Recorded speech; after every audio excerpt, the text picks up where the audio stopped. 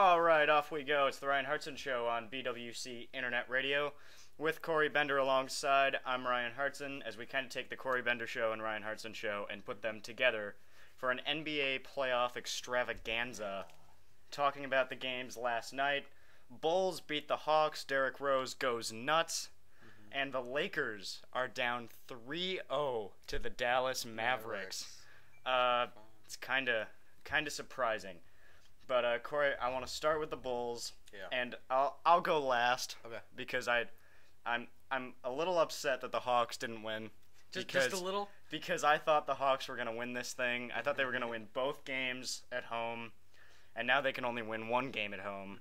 And ultimately the Hawks were going to win the series in 7 games. So I'll let you go. Derrick Rose goes for 44 points. What was your impression from the Bulls last night? Impression's been the same thing. It's been Derrick Rose and all Derrick Rose. I mean, it's not like I haven't disagreed with you before on this, but, you know, I do see that. I never thought they were going to win the title. I mean, a little bit I thought they were, but, you know, they just don't have enough. It's just Derrick Rose doing all the work, and sometimes players will show up on some nights dropping maybe 30 once in a while. You don't have that second scoring option there. So, I mean, some nights it could be Luol Deng, but you're never going to know. He's not even that good of a shooter.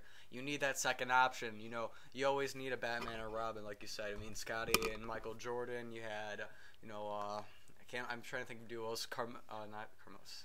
I guess Carmelo and Amari is a duo. Carmelo and Amari is a duo. I don't know. I'm trying to think of better means. Hall of Fame ones. Oh, Karl Malone, John Stockton. That always worked. That one was pretty good. Hey, that's just a little good. Yeah, Patrick Ewing and anybody. Yeah, Patrick was Ewing good. and anybody.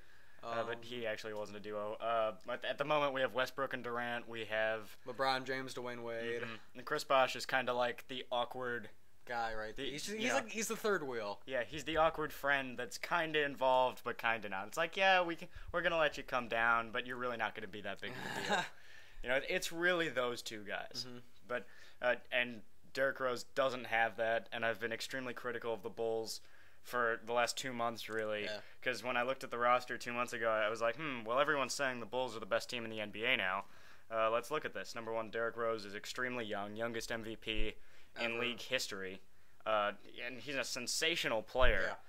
But as I said this yesterday, to suddenly anoint him the best player in the NBA, like he magically passed LeBron James, Kevin Durant, Dwayne Wade, and Kobe Bryant immediately in one season to be the best player in the NBA, I thought was kind of ridiculous.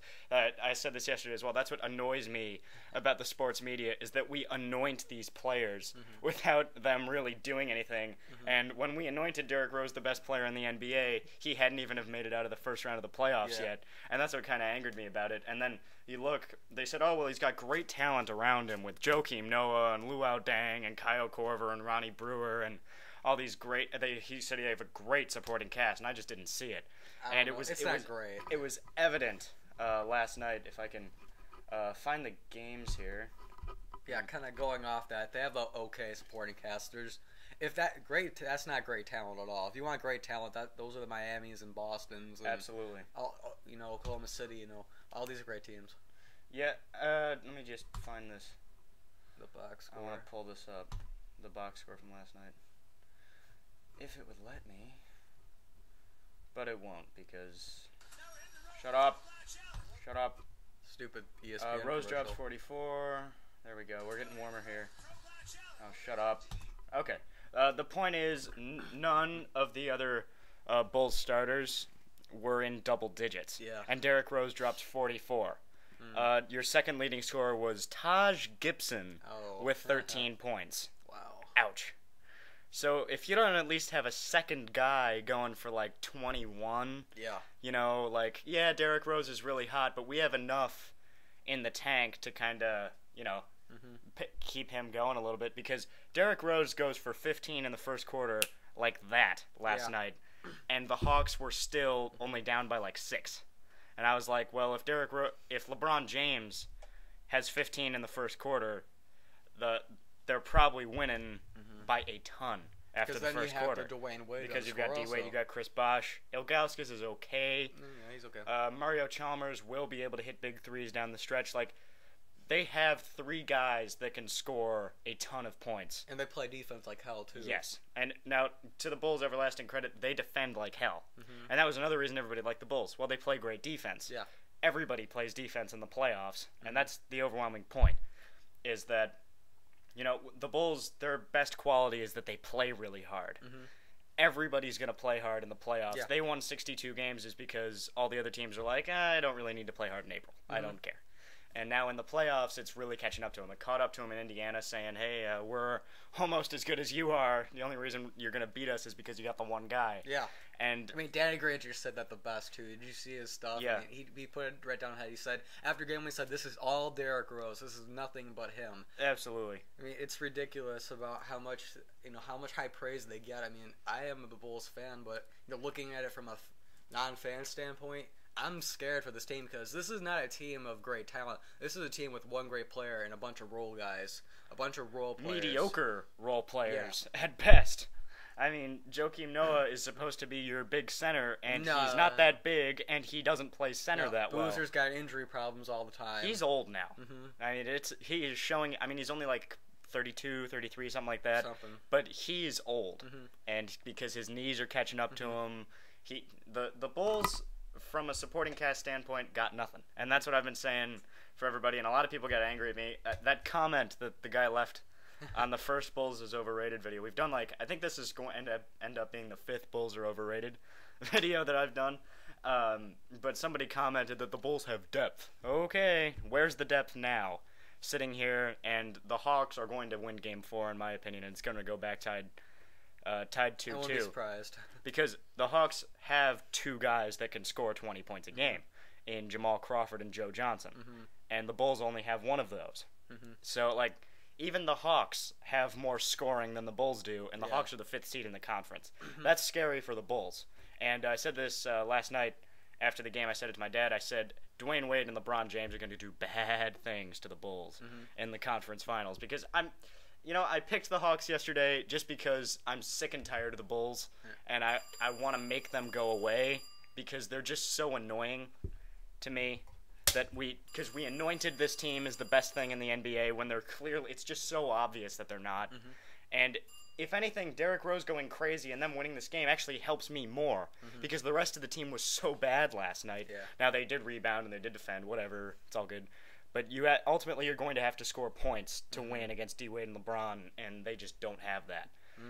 So ultimately I'd ask you, where are the Bulls at in terms of winning this series, and where are they in terms of playing either Miami or Boston? And it looks like Miami right now. We'll get to that. Yeah, I'm not sure. I'm not going to pick a team between those two right now, but they're going to win this series in either 6 or 7. I'm not going to pick Atlanta just because I feel like D. Rose will just go nuts every game in my mind.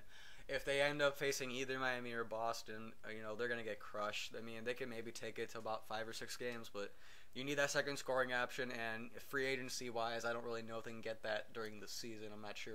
And you have this whole labor deal that's even worse than the NFL's labor situation. So the Bulls might be in a little bit of trouble, as you can see. I mean, you're still going to have a great player in D. Rose, but you have a bunch of mediocre talents in front of you. I actually have a suggestion for a second player the Bulls could have. Dwight Howard. Yeah, I actually like that idea, you too. You put Dwight Howard on the Bulls, that's awesome. Because Joakim Noah is a bench player to begin with. Joakim Noah coming off the bench with all that fire and all that energy is awesome. Having that to start with ain't that great. So to have Dwight Howard who's going to score 20 points, they're going to double-team Dwight Howard in the paint. You kick it out to Derrick Rose for jump shots. All of a sudden your shooters become better because they're going to be open more often. So I think Dwight Howard would make the Bulls instantly better. And I personally, a Derrick Rose, Dwight Howard combination in Chicago, I would pick that team to win the NBA championship. I've been saying that to my dad for the longest time. You need a better big man. You need a better, and then he just keeps on going. Noah is a good player, but why do you want Dwight Howard? Right there. I mean, doesn't he cause a lot of trouble? I'm like, well, I mean, yeah, he gets a lot of technicals during the year, but if you can tone him down, Kobe Bryant gets a lot of technicals. I mean, it happens. I mean, I'd rather have Dwight Howard than Joakim Noah any day of my it's life. not even close. Dwight Howard's a beast. Come on now. Anyway, that's what I've been saying to my dad all the time. If there's any other play in free agency that'd be good enough for a second scoring option, give me the name of them and I'll take them. Now, let me put it this way to completely change my opinion and to confuse everyone. If Derrick Rose scores 45 points a game for the rest of the NBA playoffs, the Bulls are going to win the title. They'll win the whole thing if Derrick Rose scores 45 points a game. Which is bound not to happen because the Heat are going to defend so much better than the Hawks are. And I think Dwayne Wade is going to be able to handle Derrick Rose a little bit because D-Wade will end up covering Derrick Rose in that series. Even Rondo, I feel like, could be able to handle Rose because Rondo has brilliant speed. If the Celtics would get there. So I think Derrick Rose would be slowed down no matter who comes out of that mega series that's going on in the more important part of the Eastern Conference. Because the conference finals are going on right now between Boston and Miami. Whoever wins between Chicago and Atlanta are just going to lose to the other team. Because these are two of the most dominant teams that we've seen in the NBA in quite a while, despite their regular season records not quite being there.